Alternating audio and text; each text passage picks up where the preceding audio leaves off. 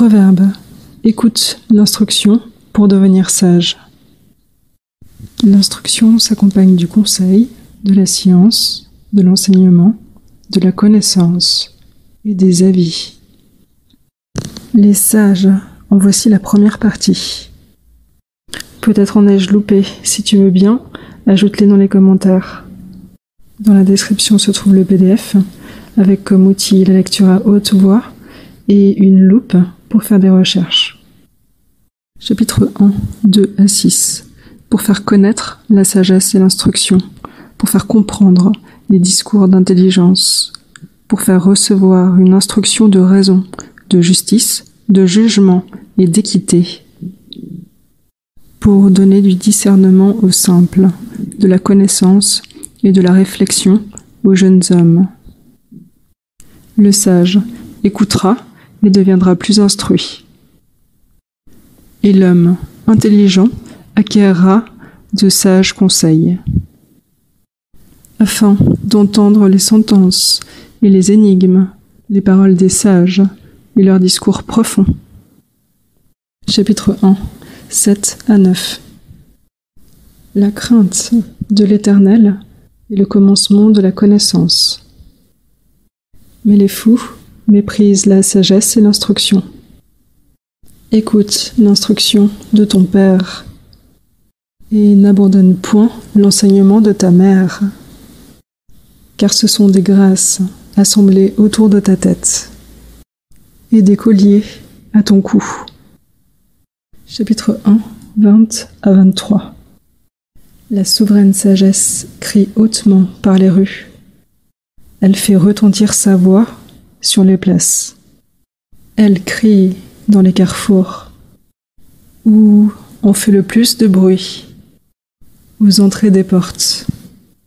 Elle prononce ses paroles par la ville. Stupide, dit-elle, jusqu'à quand aimerez-vous la sottise? Jusqu'à quand les moqueurs prendront-ils plaisir à la moquerie? Et les insensés auront-ils en haine la science? Étant repris par lui, convertissez-vous. Voici, il répandra son esprit sur vous. Il vous fera comprendre ses paroles. Dans la vidéo précédente, on a parlé du conseil que l'on retrouve ici. Pour rappel, Proverbe, chapitre 8, 14. C'est à lui qu'appartient le conseil et l'habileté. Il est la prudence, la force est à lui. Plus précisément, dans la vidéo 30.3, on parle de l'habileté, et dans la vidéo 30.5, du conseil. L'Éternel, le roi des armées, dit ceci à ceux-là. Chapitre 24, 21 et 22.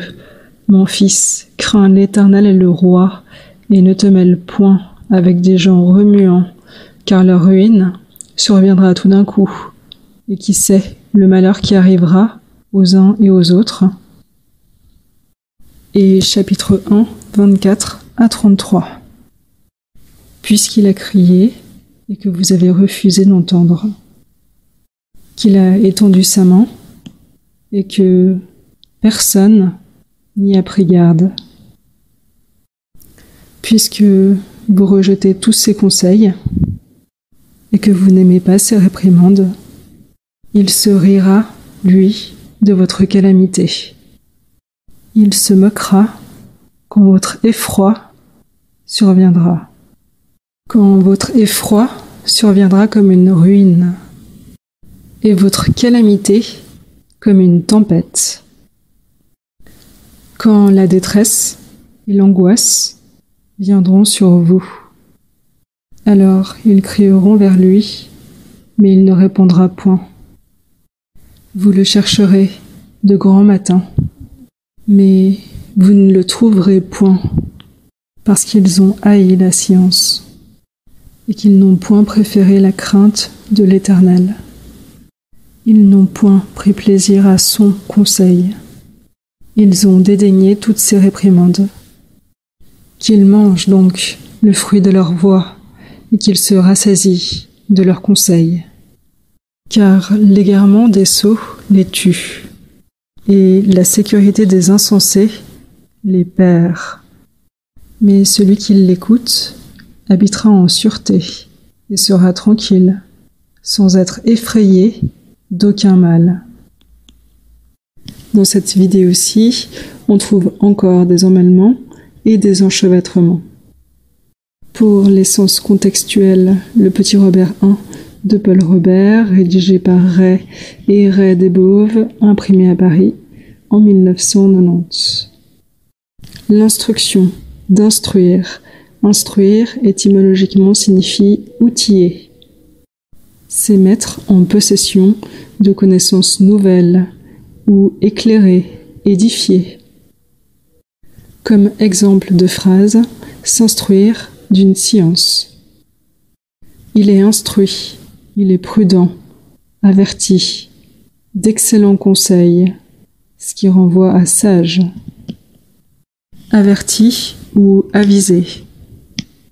L'instruction, c'est l'action d'apprendre ce qu'il est utile ou indispensable de savoir. Cela renvoie à l'apprentissage, l'édification et l'initiation. C'est aussi l'action d'enrichir et de former l'esprit de la jeunesse. C'est alors l'instruction ou l'enseignement. Il y a ce qui sert à instruire, des instructions, des explications verbales ou écrites, des instructions ou des consignes, des directives ou des prescriptions. Étymologiquement, la science, c'est le savoir. Dans un sens vieilli, donc plus ou peu utilisé, la science est la connaissance exacte et approfondie. Savoir quelque chose de science certaine, par des informations sûres, ça renvoie à de sources sûres. La Bible parle de la science, du bien et du mal. On parle aussi de la science, de l'avenir, la préscience. La préscience, c'est la connaissance infaillible que Dieu a de l'avenir de l'humanité dans son ensemble et ses moindres détails. Qui est infaillible, qui ne peut se tromper, qui n'est pas sujet à l'erreur. Dans ce qu'il annonce, qui ne peut manquer de se produire, c'est infaillible, assuré, certain, sûr. Qui ne peut tromper, en effet, qui a des connaissances certaines, des résultats assurés. Ça renvoie à parfait et souverain. Cela a été repris pour parler dans un sens moderne, actuel, d'une science ou des sciences qui sont dites exactes ou pures. La science mesure et calcule en vue de prévoir et d'agir. Émile Herzog ou Mauroy, la science n'est ni omnisciente ni infaillible. Henri Poincaré, on fait de la science avec des faits, comme on fait une maison avec des pierres. Mais une accumulation de faits n'est pas plus une science qu'un tas de pierres n'est une maison. La réflexion, c'est le retour de la pensée sur elle-même. Cela renvoie à méditation. Avoir de la réflexion sur soi-même. La sécurité des insensés les perd. Sécurité, c'est l'état d'esprit, confiant et tranquille, de celui qui se croit à l'abri du danger. Stupide, étymologiquement, c'est être engourdi ou paralysé. Ça renvoie à inintelligent ou borné. Un comportement ou un propos stupide, absurde, inepte ou inapte, ou encore insensé. Une obstination stupide. La sottise, c'est le défaut du sot. Le sot, la sotte, dans un sens vieilli, c'est celui qui a peu d'intelligence et peu de jugement. Les antonymes sont le fait d'être avisé, fin, habile, intelligent, spirituel. En effet, c'est être brillant et éveillé. Convertissez-vous. Convertir. Étymologiquement, c'est se tourner vers. Et comme antonyme, c'est se détourner ou s'opposer. Finalement, on appelle moqueur un superbe arrogant qui agit avec colère et fierté.